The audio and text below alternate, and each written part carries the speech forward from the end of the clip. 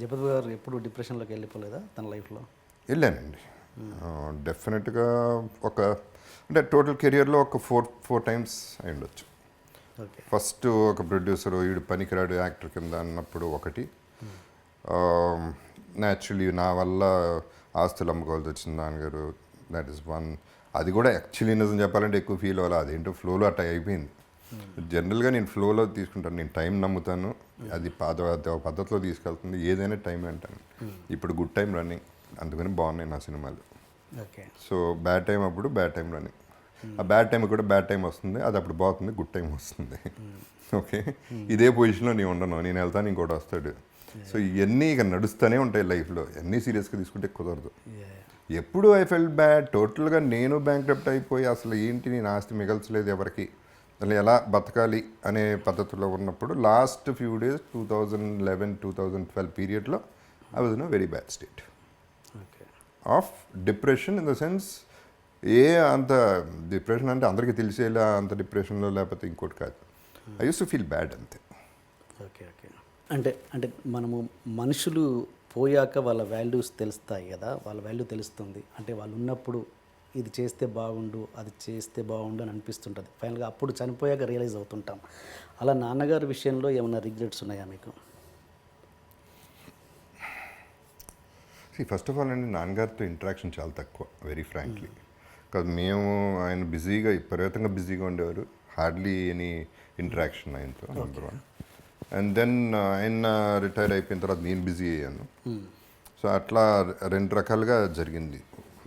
Regret అంటే ఒకటి ఏంటంటే, నాన్నగారు ఎంజాయ్డ్ హిజ్ లైఫ్, ఆయన ఏమీ ఎక్కడ వెనకాడలేదు, డబ్బు కానీ ఏదైనా కానీ. సో ఆయన పద్ధతిలో ఆయన ఎంజాయ్ చేశారు. సో దర్ ఈజ్ నో, ఒకటే న్యాచురలీ ఏంటంటే ఇవన్నీ కూడా చూసుంటే బాగుండేదని ఆశ ఉంటుంది, ఆశకి కూడా లిమిట్ లేదు. లెజెండ్ చూశారు చాలు, దట్ ఈస్ ఎనఫ్. ఏంటని reaction? It was very happy అండి. సి ఆయన వరి అల్లా నేనే, ఇక మూడో వాడు కూడా నాలాగా అయిపోయాడు, మొత్తం తగలబెట్టేస్తున్నాడు, ఎందుకు పనికిరాడు అనేది ఆయన వరి. ఆ వరి హీఈస్ ఓవర్కమ్. లెజెండ్తో అంత పెద్ద సక్సెస్ అయ్యేపాటికి ఆయనకి తృప్తి కలిగింది. సో తృప్తిగానే, నా వరకు కూడా తృప్తిగానే ఉన్నారు. ఓకే. నాలాగే అయిపోయాడు అంటే నాన్నగారు ఎన్ని సినిమాలు చేశారండి? ఆయన 33-34 చేశారు. అంటే చివరి టైంలో తెలియడం ఏంటి నాలాగే అయిపోయాడు అని? అంటే అలా చేశాడని ఎప్పుడు ఒకటి అంటే బ్యాడ్ బిజినెస్ మ్యాన్, డబ్బులు మేనేజ్మెంట్ లేదు, ఎవరికి పడితే వాళ్ళకి ఇచ్చేస్తాడు, ఓకే ఓకే అనేది మోసపోతాడు and all these things. Okay. And మామూలుగా మీ సినిమాలు ఇప్పుడు తీస్తున్న సినిమాలు, సెకండ్ ఇన్నింగ్లో స్టార్ట్ చేసిన సినిమాలు, ఆల్మోస్ట్ అన్ని సినిమాలు గుర్తుపెట్టుకునే క్యారెక్టర్సే. గూఢచారి కావచ్చు, రంగస్థలం కావచ్చు, నాన్నకు ప్రేమతో, ఇప్పుడు వచ్చిన ఇది. బట్ మీరు హీరోగా చేసినప్పుడు సినిమాలు పెద్ద నిజంగా జగపతి బాబు గారు అంటే టక్కున గుర్తొచ్చే సినిమాలు, క్యారెక్టరైజేషన్ పరంగా మాట్లాడుతున్నాను, సినిమాలు కాదు. శుభలగ్నం గుర్తొస్తుంది, మాచిరు, ఇవన్నీ సినిమాలు గుర్తొస్తాయి. బట్ జగపతి బాబు గారు అనే క్యారెక్టర్ టక్కున గుర్తొచ్చే సినిమాలు లేవని నా అభిప్రాయం. If I'm wrong correct me please. And అని నా ఫీలింగ్. అంటే అప్పుడు అంత కంఫర్ట్గా ఉన్నప్పుడు మీరు ఎప్పుడు నాకు తెలిసి రిస్క్ చేసిన సందర్భం ఎక్సెప్ట్ గాయం అది గుర్తుండిపోద్ది ఆ క్యారెక్టర్ హీరోగా. ఏమడుగుతున్నాను అది అప్పుడు మీరు కంఫర్ట్ లెవెల్లో ఉన్నప్పుడు ఎప్పుడు రిస్క్ చేయలేదు మీరు. బట్ ఇప్పుడు మీరు అంటే చాలా కసి పెరిగిపోయింది. ఇప్పుడు ఒక నటుడిగా మీకు ఇప్పుడు కసి పెరిగిపోయిందని అర్థమవుతుంది. అంటే ఏంటి అంటే అవసరం అలా చేపిస్తుందా మీతో, లేకపోతే కంఫర్ట్గా ఉన్నప్పుడు ఎప్పుడు రిస్క్ చేయలేదని అనిపించింది నాకు. లేదండి, you are not right. Okay. I'm the only person who took risks. Example చెప్పండి. Anthapuram, why did I do Anthapuram? అది నేను ఏంటంటే అది ఒక గెస్ట్ లాంటిది, guest character. Whatever it is, why should I do it? Okay. Why, who did it చెప్పండి, ఒక example చెప్పండి. గెస్ట్ అపియరెన్స్లో పీక్లో ఉన్నప్పుడు ఎవరు చేశారు? ఎవరు చేయలేదు కదా. Okay. That is a chance. సి, అంతపురం చేస్తే సూసైడ్ చేసుకుంటాం అన్న ఫ్యాన్స్ బోడంతమంది ఉన్నారు. క్యారెక్టర్ చేయటం ఏంటి, మా హీరో, నేను హీరో కాదు అంతపురానికి అప్పుడు, కానీ నేను పెద్ద హీరోని, బాగానే ఉన్నాను. అట్లా చూసుకుంటే అనుకోకుండా ఒకరోజు నేను హీరో కాదు, చార్మి నన్ను కూడా పెళ్లి చేసుకోలేదు, శశాంక్ని చేసుకుంది. సో అనుకోకుండా రోజు కూడా ఎట్టా అయింది, చందు నాకు కథ, వేరే కథ చెప్పడానికి వచ్చాడు నెక్స్ట్ సినిమాకి హీరోగా.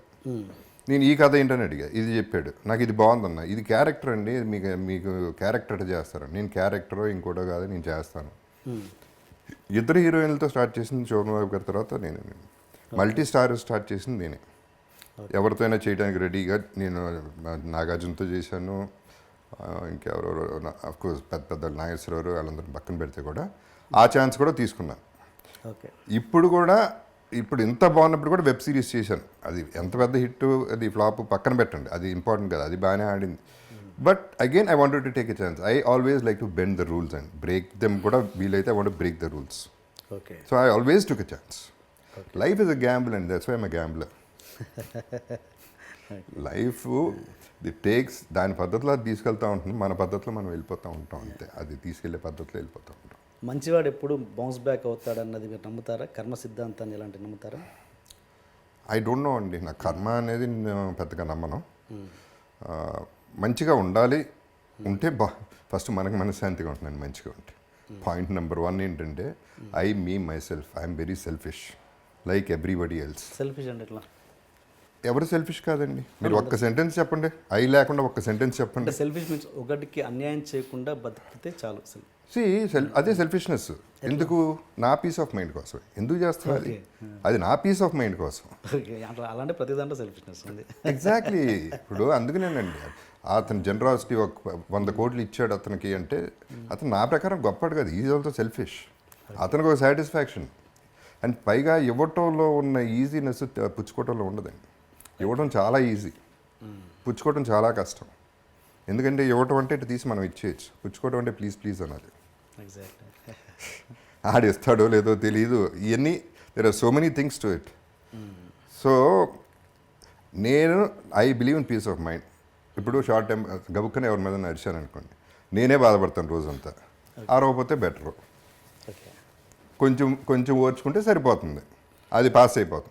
లేకపోతే మళ్ళీ అతను పిలిచి సారీ, కొన్ని సందర్భాలు జరిగినాయి, తప్పు నేను చేసి ఎవరి మీద అరిసి మైక్ తీసుకుని యూనిట్లో ఐఎమ్ సారీ నా తప్పు అని చెప్పిన సందర్భాలు కూడా ఉన్నాయి. ఓకే. సో అంతవరకు ఎందుకు వెళ్ళటం? అసలు ఫస్ట్ నేను హ్యాపీగా ఉండాలి. అది అందరూ అనుకునేది అదే. ఎవడు ఏమన్నా వాళ్ళ కోసం నీ కోసం చేస్తున్నా. ఇప్పుడు ఫాదర్ జనరల్గా చాలామంది పిల్లల కోసం మీకోసం ఎంత కష్టపడుతున్నానో తెలుసు. తొక్కేం కాదు, వాళ్ళ కోసం ఏం కష్టపడలేదు ఎవడో, వాడి కోసమే కష్టపడుతున్నాడు. Okay. He wants to earn, he wants to spend. పిల్లలకి ఇవ్వాలని తనకి ఆశ, తన పిల్లలు, తన భార్య, అన్నీ తనియే కదా, అంతా సెల్ఫిష్నెస్సే కదా. So I'm also selfish like that. So దాన ధర్మాలు చేసేవాళ్ళు కూడా సెల్ఫిష్, స్వార్థపరులే. యా, స్వార్థం అంటే ఎస్, అదే వాళ్ళ మనసు ఇన్ అ వే అంతే కదండి. ఇప్పుడు ఏం చేసినా ఎందుకు చేస్తున్నారు, ఎవరి కోసం నేను ఏ క్వశ్చన్ అడిగినా మీరు నా కోసం. ఇప్పుడు మీరు నేను ₹1,00,00,000 ఇచ్చానండి, ఎందుకు ఇచ్చారంటే పాపం నేను ఫీల్ అయ్యాను, వాళ్ళు బాధపడుతుండే, నేను కదా ఫీల్ అయింది. సో ఏం చెప్పినా ఒక మీ మై సెల్ఫ్ ఉంటుంది అంట. ఎగ్జాక్ట్. కొత్త పాయింట్ చెప్పారు. ఓకే సార్, ఇంతకుముందు ఒకటి ఏదో మైక్లో సారీ చెప్పానన్నారు, అదేమన్నా షేర్ చేసుకోగలరా? నాట్ రియల్లీ అండి. అంటే ఒక శ్రీనివాస్ రెడ్డి అనే కెమెరామెన్ ఉండేవారు, ఆయనకి అనవసరంగా lost my temper, I screamed at him in Dubai. Okay. ఆ తర్వాత ఐ రియలైజ్డ్ 1-2 days నేను విపరీతంగా బాధపడ్డాను. 3rd day మైక్ తీసుకుని చెప్పాను. అండ్ నాకు తప్పు చేస్తే మైక్ తీసుకుని చెప్పడం అలవాటు. అలవాటు అంటే ఇది తప్పులు ఎక్కువ చేయను, ఎందుకంటే నా కోసమే చేయను. I don't want to make mistakes. అంటే అనవసరమైన తప్పులు అందరూ ఒకటే ఫైనలీ. మీ వీక్నెస్లు మీకుంటే, నా వీక్నెస్లు నాకుంటాయి. There is no point in being negative. Negativity is a dark thing. ఇదేమో వేరేస్ ఆప్టిమిస్టిక్ ఉంటే ఇట్స్ లైట్ అని చూస్తున్నాం. So let us be happy, that's all. మర్చిపోయాను, ఇంతకుముందు అడగడం మర్చిపోయాను. ఇప్పుడు ప్రతి ఒక్క హీరోకి ఏదో ఒక సినిమా గుర్తుండిపోద్ది. ఇప్పుడు ఈ సెకండ్ ఇన్నింగ్స్ మర్చిపోండి, హీరోగా ఉన్నప్పుడు ఒక చిరంజీవి గారికి ఖైదీ అన్నట్టు రకరకాల, అలా జగపతి బాబు గారికి ఒక సినిమా చెప్పండి, మీకు నచ్చిన సినిమా. గాయం అవుతుందండి. గాయం, ఎస్. ఎందుకు గాయం అవుతుంది? My all time favourite is Anthapuram. Okay. But Gaayam అనేది సాలిడ్గా లైమ్ లైట్లో, పెద్దరికం సూపర్ హిట్ అయినా, నాకు చాలా మంచి పేరు వచ్చిన, పెద్దరికంలో సీన్ చూసి నన్ను గాయంలో పెట్టుకున్నా, ఇంత జరిగిన పెద్దరికం నా ఫస్ట్ హిట్ లెక్క ప్రకారం. Okay. And it's an excellent film of course. And ఆ తర్వాత గాయం ఎందుకు, నా వాయిస్తో ఆర్జీవి, నా వాయిస్తో ఒక మామూలు ఇన్నోసెంట్ లుకింగ్ పర్సన్ని ఎక్కడో ఏదో ఏడుపు సీన్లో చూసి గాయంలో నన్ను పెట్టుకుని ఒక డెఫినెట్గా సాలిడ్గా ఒక గాడ్ ఫాదర్ని చూపించాడు అక్కడ.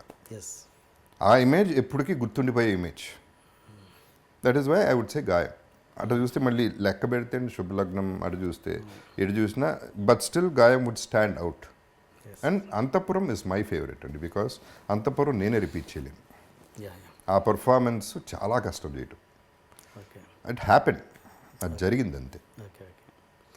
అంతఃపురం అంటే గుర్తొచ్చింది నాకు. కృష్ణవంశీ గారిని అడిగాను ఇంటర్వ్యూలో, ఒక నటుడు తాగి ఆ, ఒక సీన్ యాక్ట్ చేయడం అన్నది ఎంతవరకు కరెక్ట్ అంటే, ఆయన తప్పే ఉంది దాంట్లో, నేను అంతఃపురంలో చేశాను ఆయనతోటి అన్నారు. అది దాంతో మీరు ఎంతవరకు ఏకీభవిస్తారు?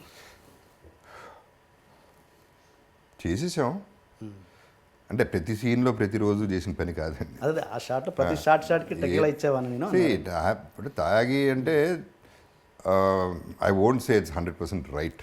Okay, Okay. ఇప్పుడు అడవిలో అభిమన్యుడు ఉందండి ఫర్ ఎగ్జాంపుల్, సెకండ్ ఫిల్మ్. అది కొండల్లో చేయాలి, వాటర్లో చేయాలి, అండర్ వాటర్ చేయాలి, కొండలు ఎక్కాలి, జలగలు, ఒళ్ళంతా జలగలు. సో నాన్నగారే హాఫ్ బాటిల్ పంపించేవారు రోజు పొద్దున్నే, తాగేసి రారా షూటింగ్కి అని. ఓకే బికాస్ కొన్ని సినిమాలు కొన్ని సిచ్యువేషన్స్లో అవి వర్క్ అవుతాయి. ఓకే ఎందుకంటే ఇప్పుడు ఆ హైట్ 300-400 degrees నుంచి కింద పడి కాలు జారిందంటే కింద పడతాం, కొంచెం ధైర్యం కావాల్సి వస్తుంది. అప్పుడు అంటే అది చాలామంది లేకుండా కూడా చేస్తారు, బట్ అది 100% తప్పని నేను అన్నాను. నేనేం ఇంకేం చేశాను, రేపులు చేశాను, మర్డర్లు చేశాను, తాగాను అంతే. అంటే ఒక ప్రొఫెషన్ ఈ అంతఃపురంలో ఆల్ దాట్ ఇప్పుడు ఇన్హిబిషన్స్ అన్నీ పోయి ఆ వైల్డ్ ఫైర్లో ఉండేవాడిని ఎప్పుడు. ఓకే ఏదో చేసేయాలి, ఇంకా వైల్డ్గా ఉండాలి, ఇంకా వైల్డ్గా ఉండాలి. ఇట్ వర్క్డ్ అంతే. ఓకే నేను సమర్థించుకోవడం అనుకోండి, మరి అది సమర్థించడం అంటారో ఏమంటారో నాకు తెలియదు. 100% రైట్ అని మాత్రం నేను అది మాత్రం అన్నాను, తప్పని నేను అనుకోవట్లేదు. ఓకే ఓకే నేను తాగి కొడితే పోనీ అని చెప్పండి, తాగి అమ్మాయిని ముట్టుకుంటే ఏమన్నా అనండి. నా యాక్టింగ్ నేను చేసుకుని నా భద్రతలో నేను పోయాను. ఓకే అంటే నేను ఏంటంటే, ఒక నటుడు అనేవాడి వృత్తి ఏంటి, ఒరిజినల్గా బయటికి తీసుకురావడం అన్నది నిజమైన నటుడి లక్షణం కదా, అది తాగి చేస్తే ఎట్లా అన్నది నా డౌట్ అంతే. అన్ని సినిమాలు తాగి చేయం కదా. ఇప్పుడు మిగతా సినిమాల్లో కూడా నాకు నంది అవార్డులు వచ్చినాయి, నాకు తాగకుండానే వచ్చినాయి. పైగా అంతఃపురం ఇట్స్ అన్ ఎగ్జాజరేషన్ అండి, జరిగింది 2 సార్లు. అదే అదే అది సినిమా అంతా చేసిన పని కాదు అది. ఓకే అడవిలో అమ్మినట్టు జరిగింది. ఎస్ ఇది అంతఃపురం just a matter of fact, stating a fact అంతే. ఓకే అంతవరకే తప్ప అంతకంటే ఏం సీన్ లేదు అక్కడ. ఓకే రోజు తాగితే అయిపోయేవాడిని వాటికి, షూటింగ్లో కూడా తాగితే.